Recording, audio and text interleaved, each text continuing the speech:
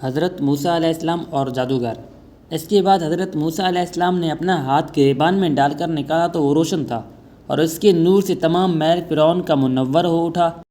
چنانچہ دونوں معجزے جب ظاہر ہوئے تو بجائے ایمان لانے کی فرعون نے اپنی قوم اور وزیروں سے کہا کہ موسیٰ کوئی رسول نہیں بلکہ یہ ایک بڑا جادوگر ہے جو پڑھا ہوا ہے جادو کو، اور چاہتا ہے کہ تم سب کو اپنے جادو سے ڈرا دھمکا کر شہر سے بھگا دے۔ تو اب تم بتاؤ کہ تمہاری اس بارے کیا رائے ہے؟ تب وہ بولے کہ ہم ہرگز اس کے جادو کا مقابلہ نہیں کر سکتے۔ پس موسیٰ اور اس کے بھائی کو ڈھیل دے اور اپنے لوگوں کو شہر میں بھیج تاکہ شہر کا کوئی بڑا جادوگر لے کر آئیں۔ فرعون کو وزیروں نے کہا کہ تمہارے شہر میں بہت سے جادوگر ہیں، ان سب کو بلا کر جمع کرو، پھر موسیٰ کا مقابلہ ان سے کرواؤ، پھر دیکھیں گے اکیلے موسیٰ جادو میں ان سے کیسے جیت سکتے ہیں۔ چنانچہ فرعون نے جناب موسیٰ علیہ السلام سے کچھ دن کی مہلت مزید مانگی۔ بعد اس کے فرعون نے اپنے لوگوں کو شہر میں دوڑایا کہ تمام شہر کے بڑے جادوگروں کو اکٹھا کیا جائے۔ چنانچہ فرعون نے 4000 جادوگروں کو جمع کیا، اور ہر شخص ان میں ایسا کمال رکھتا کہ ثانی ان کا جادو میں کوئی نہ تھا، اور ایک جادوگر جو ان میں بڑا تھا وہ اندھا تھا۔ فرعون نے ان سے کہا کہ ہم ایک عرصے سے تمہیں کھانا پینا اور کپڑا وغیرہ دے رہے ہیں، علاوہ اس کے خاص انعام و اکرام سے وقتہ فوقتہ نوازا جاتا ہے۔ پس آج ایک بڑی مصیبت ہماری بادشاہت پر آن پڑی ہے۔ اب تمہیں چاہیے کہ ہماری مدد کرو اور اپنے جادو کے زور سے موسیٰ کے جادو کا جواب دو اور اسے شہر مصر سے نکال باہر کرو۔ اگر تم ایسا کرنے میں کامیاب ہوئے تو ہم خوش ہوں گے تم سے اور ڈھیر دولت اور خزانہ انعام میں دیں گے۔ چنانچہ ان جادوگروں نے کہا کہ ہم نمک خوار ہیں فرعون کے اور اس کے کام میں کوئی غلطی نہ کریں گے، اور مثل ہمارے جادو کی کوئی نہیں، اور ہم ضرور موسیٰ کو ہرا دیں گے۔ اور کہا کہ ہمیں آلات جادو کے اور سامان وغیرہ چاہیے ہوگا تاکہ ہم اپنا کام شروع کر سکیں۔ چنانچہ فرعون نے ان کے لیے اپنے خزانے کا دروازہ کھول دیا اور خزانچیوں سے کہا کہ جادوگروں کو جس جس چیز کی ضرورت ہے انہیں دی جائے۔ چنانچہ رسیاں اور سیماب وغیرہ جو ضرورت سے تھے سب مہیا کر دیے، اور جادوگروں نے اپنا طلسم تیار کرنا شروع کر دیا، اور حضرت موسیٰ علیہ السلام عبادت میں مصروف تھے۔ ادھر فرعون ملعون جادو میں مشغول تھا۔ ایک بڑے میدان میں جو فرعون کے محل کے اطراف میں تھا وہاں یہ سب طلسم تیار کیے جا رہے تھے، اور سارے شہر میں خبر پھیلا دی کہ موسیٰ کے جادو کا مقابلہ فرعون کے جادوگر کریں گے، اور وقت مقرر کیا گیا۔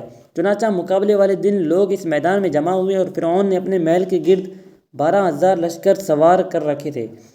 پس جب دوپہر کا وقت ہوا اور آفتاب گرم ہوا تب جادوگروں نے آلات طلسم والے 4,000 ڈالے، اور وہ سب حرکت میں آئے، اور تمام آلات مثل زندہ سانپ، اژدھے اور بچھو کے ہوئے، اور میدان کی ہر چیز معدوم ہو گئی۔ تب جادوگروں نے حضرت موسیٰ علیہ السلام سے کہا، قول تعالی، ترجمہ، کہا ان جادوگروں نے، اے موسیٰ یا تو ڈال یا ہم ہو ڈالنے والے۔ موسیٰ نے کہا نہیں تم ڈالو۔ پھر سب رسیاں ان کی اور لاٹھیاں ان کی خیال میں آئیں ان کے جادو سے کہ دوڑتی ہیں، پھر ڈرنے لگے اپنے جی میں۔ موسیٰ ہم نے کہا اے موسیٰ تو نہ ڈر، مقرر تو ہی رہے گا سب سے اوپر، اور ڈال اے موسیٰ جو تیرے دائیں ہاتھ میں ہے، نگل جاوے جو انہوں نے بنایا وہ تو قریب ہے جادوگروں کا۔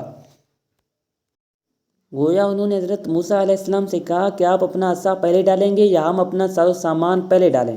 چونکہ جناب موسیٰ وہاں اکیلے تھے اور سوا اللہ آپ کا ساتھی وہاں کوئی نہ تھا۔ پس آپ نے کہا کہ پہلے تم ڈالو۔ پھر جب انہوں نے اپنی طلسم کی گئی رسیاں اور لاٹھیاں ڈالیں تو جادو کی زور سے یوں نظر آنے لگی جیسے دوڑتی رہی ہوں، مثل اصلی سانپ اور بچھو کے، اور مروی ہے کہ جو جتنی بڑی رسی یا لاٹھی تھی وہ اتنا ہی بڑا سانپ اور اژدھا بنی ہوئی نظر آنے لگی۔ حضرت موسیٰ علیہ السلام نے جب یہ حال دیکھا تو اپنے دل میں ڈرنے لگے، چونکہ آپ کے پاس ایک عصا تھا اور وہاں ہزاروں کی تعداد میں سانپ اور اژدھے، لہٰذا عقل کی نظر سے دیکھیں تو کسی بھی صاحب عقل انسان کا صورت حال سے ڈرنا بنتا ہی ہے۔ پھر اللہ تعالیٰ نے آپ کو حوصلہ دیا کہ نہ ڈریں بلکہ اپنے ہاتھ میں پکڑا ہوا عصا ڈال دیں، پھر دیکھیں کیسے ان سب کو نگلتا ہے۔ یہ سب تو ایک فریب اور دھوکہ ہے نظر کا۔ پس حضرت موسیٰ علیہ السلام نے اللہ کے حکم سے عصا ڈالا تو وہ اژدھا بنا، اور اس کی ہیبت بہت بڑی تھی، اور وہ میدان کے سرے سے چلتا ہوا میدان میں آیا، اور اس نے 4,000 طلسم جادو سے جو سانپ، اژدھے اور بچھو وغیرہ بنے پھرتے دکھ رہے تھے اور جتنے آلات جادو اور طلسم کے تھے ایک ہی لقمے میں کھا لیے، اور اس میدان میں کوئی چیز باقی نہ رہی۔ تب فرعون کے تخت کی طرف بڑھا تو فرعون اپنا تخت چھوڑ کر بھاگ اٹھا، اور حق اور باطل واضح ہوا، اور لوگوں نے جانا کہ فرعون تو برسر باطل اور جھوٹا تھا، اور حضرت موسیٰ علیہ السلام ہی سچے حق پرور ہیں جو فتح یاب ہوئے۔ تب حکم ہوا موسیٰ اپنا عصا پکڑ لیجیے، کہیں ایسا نہ ہو کہ یہ سارا شہر تباہ و برباد کر دے۔ تب جناب موسیٰ نے اژدھے کی گردن سے پکڑا تو وہ دوبارہ عصا ہو کر آپ کے ہاتھ میں آیا۔ جادوگر تمام یہ دیکھ کر کہنے لگے کہ واللہ یہ کوئی جادو ہرگز نہیں ہے کہ جب موسیٰ نے عصا پھینکا تو ایک ہیبت ناک بلا کی صورت ہوا اور ہمارے سہاگ جادو سب کو کھا لیا، اور جب دوبارہ پکڑا تو عصا بن کر ان کے ہاتھ میں آیا، اور یہ ہرگز کوئی جادو یا نظر کا دھوکہ نہیں۔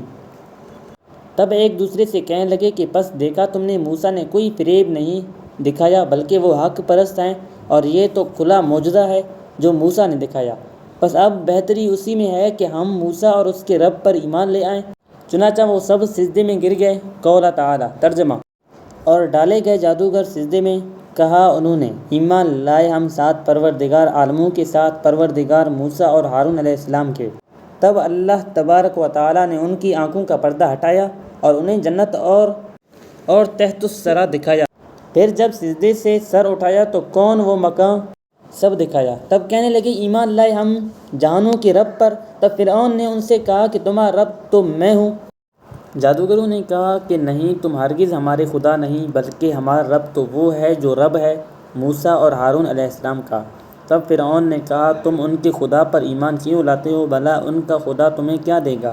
تب جادوگروں نے کہا تحقیق ہم ایمان لائے اپنے رب پر تاکہ وہ ہماری خطائیں بخشے، اس لیے کہ ہم نے زبردستی کی ہے جادو سے اس کا مقابلہ کرنے کی، اور جادو تو نرا جھوٹ اور کفر ہے، اور تو باطل ہے اور برحق تو رب ہے۔ تب فرعون ملعون نے کہا اگر تم میرے سوا کسی اور کو معبود مانو گے تو میں تمہیں سخت عذاب دوں گا، اور کہا کہ میں تمہارے ہاتھ پاؤں کٹوا دوں گا، پھر تمہیں کھجور کے درخت کے ساتھ سولی دوں گا، پھر تم جانو گے کہ ہم میں سے کون شدید عذاب کرنے والا ہے اور کون ہے جو باقی رہنے والا ہے۔ تب جادوگروں نے کہا تجھے جو کرنا ہے بے شک کر گزر، اب ہم پیچھے ہٹنے والے نہیں ہیں۔ آئی ہے ہمارے پاس ایک کھلی چیز ان کی دلیلوں میں سے، اور کہا کہ دنیا کی ہر چیز اس کے حکم پر چلتی ہے، سو بنا اس کے حکم کے تو نہ ہمیں زندگی دے سکتا ہے اور نہ ہی ہم سے زندگی چھین سکتا ہے۔ پس تو جو کچھ کرے گا وہ اللہ کے حکم اور مرضی سے ہوگا، اس میں تیرا حکم اور مرضی شامل ہو یا نہ ہو۔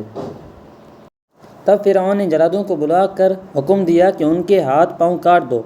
تب جلادوں نے فرعون کے حکم پر اول ان کے ہاتھ پاؤں کاٹ دیے اور بعد اس کے انہیں دار پر کھینچا۔ جب انہیں دار پر کھینچا گیا تب پھر انہوں نے کہا کچھ ڈر نہیں، ہم کو اپنے پروردگار کی طرف پھر جانا ہے، ہم غرض رکھتے ہیں کہ بخشے ہم کو رب ہماری غلطیوں میں کہ ہم ہوئے پہلے ایمان لانے والوں میں سے۔ تب حضرت موسیٰ اور ہارون علیہ السلام واپس گھر تشریف لائے اور خدا کا شکر بجا لائے۔ تب حضرت موسیٰ علیہ السلام نے گھر آ کر اللہ سے دعا کی کہ اے اللہ، تو نے فرعون اور اس کے سرداروں کو آرائش اور مال و دولت دنیا کی زندگی میں عطا کیا ہے۔ اے پروردگار میرے، تو جانتا ہے گمراہ ہیں یہ لوگ۔ اے اللہ، مٹا دے ان کی آرائش اور ختم کر دے ان کا مال و دولت، اور سخت کر ان کے دلوں کو کہ ایمان نہ لائے جب تک نہ دیکھیں دکھ کی مار۔ تب فرمایا اللہ نے قبول ہو چکی تمہاری دعا، سو تم ثابت قدم رہو اور مت چلو ان کی راہ پر جو انجان ہیں، یعنی جلدی مت کرو اور حکم کی راہ دیکھو، اور چند روز ابھی وعدے کا دن باقی ہے۔ بعد اس کے 40 برس تک حضرت موسیٰ علیہ السلام اور ہارون علیہ السلام نے فرعون کی دعوت کی اے فرعون، تو وحدانیت کا اقرار کر، خدا پر ایمان لا جو مالک ہے آسمانوں اور زمین کا اور جو کچھ ان کے درمیان ہے ان سب کا، اور نہ ستا بنی اسرائیل کو، لیکن فرعون لعین نہ مانا اور جھوٹا دعویٰ خدائی کا کرتا رہا۔ بعد اس کے فرعون نے حامان وزیر سے کہا کہ میرے واسطے ایک بلند مینار تعمیر کرواؤ تاکہ میں اس پر چڑھ کر آسمانوں تک جاؤں اور جھانکوں آسمان میں موسیٰ اور ہارون کے رب کی طرف اور دیکھوں کہ آسمان والا رب کون ہے اور کیسا ہے، اور میرا گمان کہتا ہے کہ موسیٰ جھوٹ بولتا ہے، بھلا آسمانوں میں کوئی رب کیسے رہ سکتا ہے۔